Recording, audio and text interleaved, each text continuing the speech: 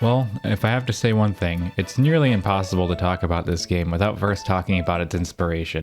Growing up, Paper Mario for the N64 was one of my favorite games in a time when my young mind was full of inspiration and wonder. The game felt massive and just seemed so alive. Even today, I prefer the original over the Thousand Year Door, which I know puts me in the minority. Once again, it's mostly tied to nostalgia bias, but I'll graciously admit that I do tend to favor my original experiences. Why, however, do I begin this video talking about Paper Mario? The first two Paper Mario games were turn-based RPGs, with a focus on exploration, puzzles, story, and characters. Unique characters. Bug Fables is a turn-based RPG with a focus on exploration, puzzles, story, and unique characters. Sound familiar? After the first two Paper Mario games, Nintendo decided, if it's not broke, let's change it anyway.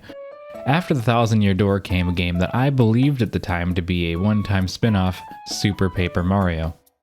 It took the same Paper Mario characters, removed the turn-based combat, and turned it into a puzzle platformer with RPG elements. Now using the gimmicks of the Wii to the fullest, it really fit for a spin-off game. Super Paper Mario, while quite different than the predecessors, was quite a good game, with great dialogue and interesting original characters, and a story that was, well, good. I believed this to be a one-time outing, so I enjoyed the game just fine as a spin-off, but this to some was the point of no return for Paper Mario. The game that followed this was Paper Mario Sticker Star, however, which at first claimed to be harkening back to the original game, was actually a hollow shell of a game, a soulless husk of what it used to be. Gone were the RPG elements, but the turn-based combat remained, with no actual point to it. Which was odd. Well, at least it was Paper Mario. Or was it? All the original characters were gone, and there were none added to the game. Bowser lost his personality and all of his character development from the previous three games, and it reverted to just being Bowser. Not Paper Mario Bowser, but just Bowser with no personality. Sticker Star was an abomination. Honestly, I didn't even finish the game. It has the skin of Paper Mario, but none of the heart. The world had been chopped up into levels, the writing was throwaway, the characters were all completely generic Mario characters, empty, soulless. The best description I can offer. Later on, Nintendo announced another Paper Mario game, Color Splash. While Color Splash was better than Sticker Star, the bar was set really low, and it was basically just Sticker Star 2, making it a better version of Sticker Star, but not exactly a Paper Mario game. However, there is a time when somebody decides enough is enough and they decide, fine, I'll do it myself. I believe that the failures of Nintendo brought inspiration. Inspiration to bring us something that is everything we wanted. A game that felt like Paper Mario 3. A game full of charm, story, exploration, customization, original characters, soul. This is Bug Fables, the Everlasting Sapling. Before I begin, I need to mention that I'm going to be throwing spoilers around like candy in a parade, so proceed with caution. I will, however, avoid talking about the ending for the most part and major plot elements, though I want to talk about mechanics and things that happen specifically, so I just want to give you a bit of a warning. If you're looking to know if this game is good or not, I will simply say that if you enjoyed Paper Mario and Paper Mario the Thousand Year Door, you'll definitely love Bug Fables. If you wish Paper Mario had a little bit more complexity to its gameplay, then you're gonna like it even more. At the start of the story, you meet Kabu, a beetle looking to get an explorer's permit from Maki, who is reluctant to give it to him due to his lack of experience. At the same time, V is throwing a temper tantrum about not getting a permit because she's too young and naive. Naturally, this leads to V and Kabu teaming up, where after being tested by Maki, they get to go on a quest together. While having different goals in mind, it was beneficial for them to work together. V had a tendency to be selfish and was obsessed with treasure and fame. Kabu wanted to help as many people as he could, even if it was at his own detriment. Right off the bat, you already have chemistry between the characters. While V wants to go on missions for treasure, Kabu wants to do it to help the people. Your first major outing is the Snake Mouth Den, where there's said to be an artifact. While you're there, you end up fighting off a monster and saving a moth named Leaf, who is soon discovered to have magical powers. Leaf has a strange manner of speaking as well, referring to themselves as we and us. This is consistent for the rest of the plot and is later touched upon. From this point on, you have your core cast of 3, who later gain the name Team Snake Mouth for their success in surviving the unsurvivable Snake Mouth Den. Team Snakemouth quickly gains renown and fame for their success and deliver a magical artifact to the Queen. Through some events that transpire and promises of riches and fame, Team Snakemouth is sent on a quest by the Ant Queen to collect the rest of the artifacts that are the key to obtaining the everlasting Sapling, which is said to hold a great power that can grant eternal life. The Queen then tasks Team Snakemouth to get the artifacts, and so begins your journey. I could go on and on about the plot, but this video isn't really meant to be a story summary, and I'm intentionally being vague to keep it interesting. When I first started Bug Fables, I wasn't so sure about it. I thought it was just going to be a hollow knockoff of Paper Mario, but color me surprised when I discovered that the game was oozing with charm and love in every detail. By the time I finished Snakemouth Den, I was hooked. This game had its mandibles in me. These days, it's very rare for me to get into a game, for a game to suck me in, but I was all in on Bug Fables. It nails everything.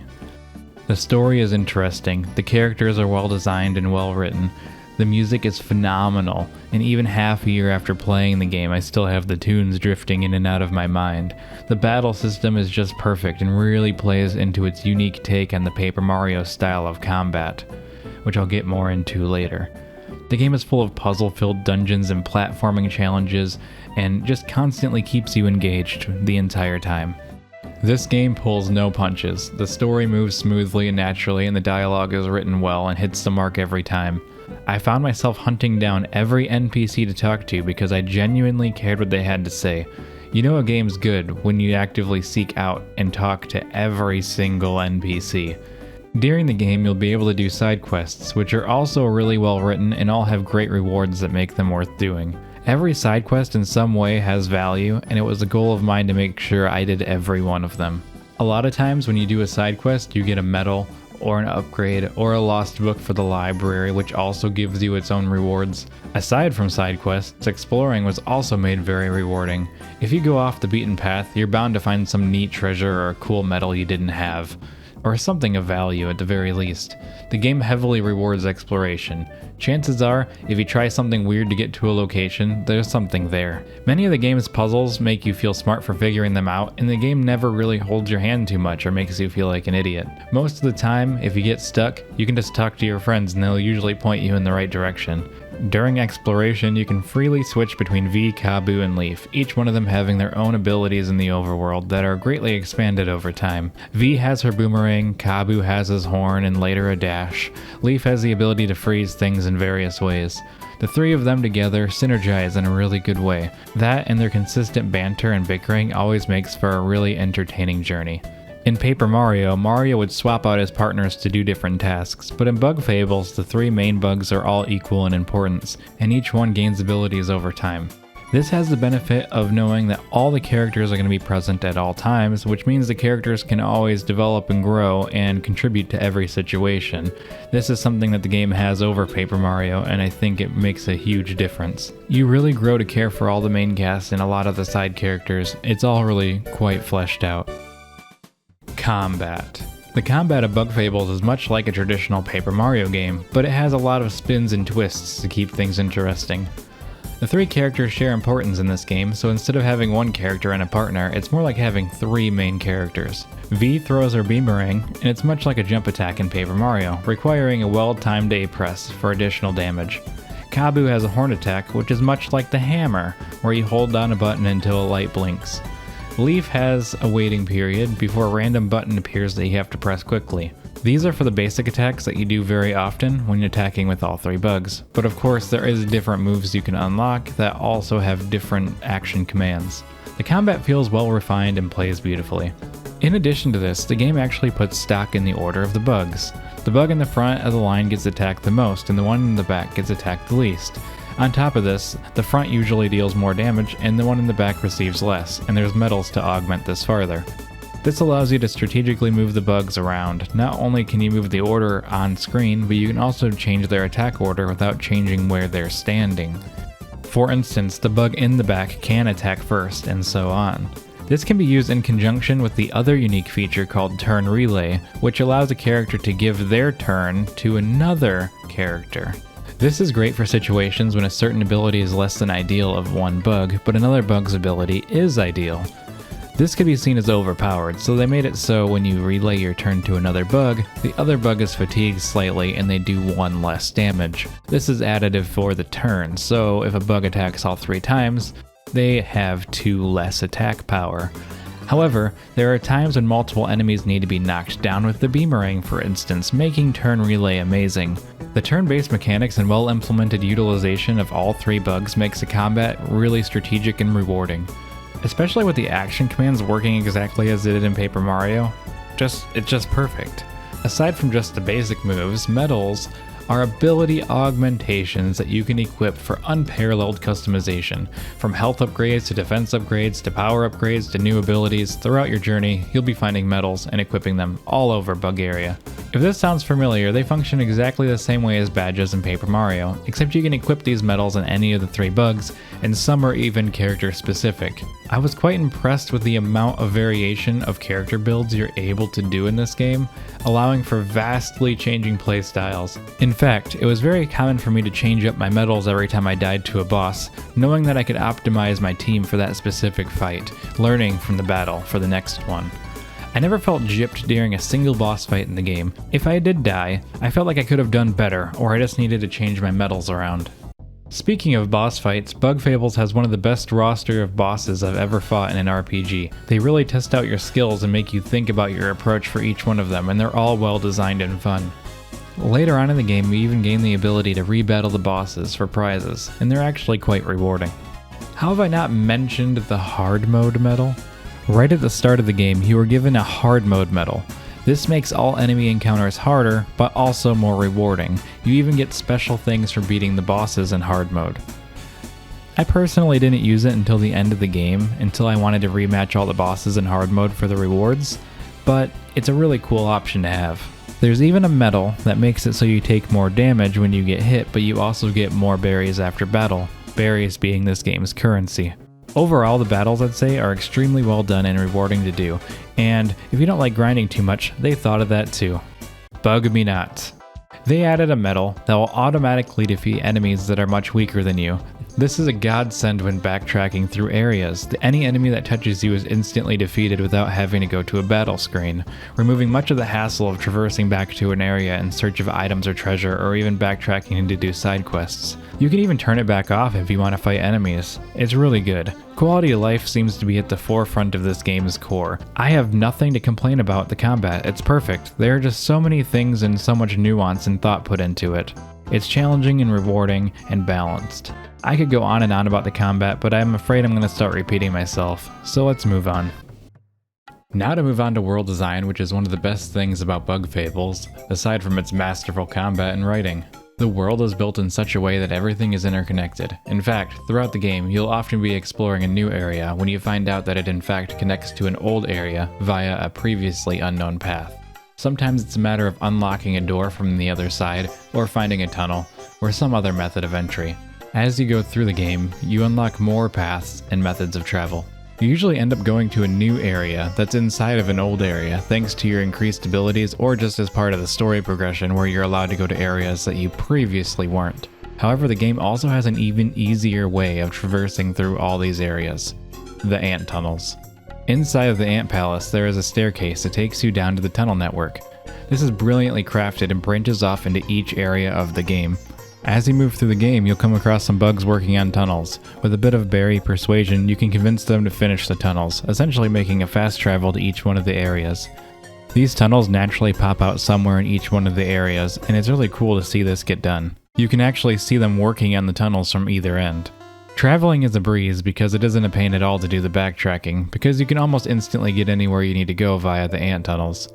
One thing I didn't know until towards the end of the game was that you could click on the compass at any time and teleport directly to the ant tunnels, which means you're only ever really 20 seconds away from any of the game's areas at any given point. So having to go back and forth between towns isn't a hassle at all. Over time, you begin to feel very comfortable and familiar with each one of the areas, and it just feels nice. Over the course of the game, the areas go through some changes, most of which being the Ant Kingdom, which gets more and more expanded over time. In the other towns, it's a lot of story progression, unlocking areas, or just new abilities allowing you to get to places you previously could not before. Like I said, the world feels vibrant and alive, and as you play through the game, it does a lot to get you invested. You can even eventually purchase a home of your own, which you can use to restore your stats at any time. Before moving on, I'd like to mention that berries are quite well balanced and always seem to be worth getting. There's always something to buy or spend your berries on, and it's always nice to get them. In the Ant Kingdom, there's a bank that you can use to deposit your berries and hold them so you won't lose them in battle, but they also gain interest over time, and it's actually a meaningful interest rate. Whereas, you'll actually notice your balance rising over time. It made me think if I actually wanted to withdraw my berries to buy some metal that's on sale, or if I should wait to accrue more interest, and I usually did the latter. Sprinkled around the world and through side quests are also crystal berries, which reward exploration and questing. These act as the star pieces in Paper Mario, allowing you to get special medals and other such things for finding them in a secret shop in a secret hideout. It was always a treat whenever I got one, and it was fun hunting them all down and getting all the medals. This all culminates into an enjoyable and worthwhile feeling of progression and undeniable immersion, of which I haven't felt in a long time. Though, I suppose, every cake has its icing. The music. Boy, does this game have a great soundtrack. Every beat and tune that plays is a bop, and it fits every area perfectly. From the frantic and chaotic theme of Crisis to the incredibly pleasant tune of the Ant Kingdom, the music does an excellent job setting the vibe and mood of each area. To this day, I have some of the songs popping in and out of my mind to remind me of the days I spent exploring Bulgaria. The story. While I'm not going to go into too much in depth on the story of Bug Fables, I will attest that it's very good, and I was always extremely invested in the plot. As previously mentioned, the writing is spot on and the pacing of the story is nearly perfect. The dialogue is interesting and oftentimes hilarious. The characters are well written, and even the background NPCs are worth talking to. You explore a number of interesting and varied locations full of secrets and puzzles and so much more. The whole thing comes together for a dramatic climax that leaves you feeling satisfied with the journey, and it all feels worth it. Aside from the main story, there's also a lot of side plot lines for specific characters that are explored, such as learning each one of the main characters' backstories, which leads to some of the most heart-wrenching and beautiful moments of the game. Each of our characters has their own story, and it really adds to the depth of everything. Having these intricate B-plots mixed in with the main storyline makes the game feel so alive. You can really feel a lot of heart and soul went into every aspect of Bug Fables. Not only is it a love letter to Paper Mario, but in many ways it transcends what Paper Mario was. In summary, Bug Fables has been one of the most enjoyable RPG experiences I've had in a long time. Every single detail of this game has soul in it. I find it almost impossible to find any complaints. It is one of the most engaging games I've played in a long time. It revitalized my hope that I still enjoy these sort of games. I had begun to feel like I just didn't like them anymore, but Bug Fables has proved that I still do. That these sort of games can still ignite that spark inside of me. This has been a Bug Fables retrospective. I hope that you enjoyed the video, and if you want more content, feel free to subscribe to the channel for more. Thank you so much for watching, and I'll see you next time.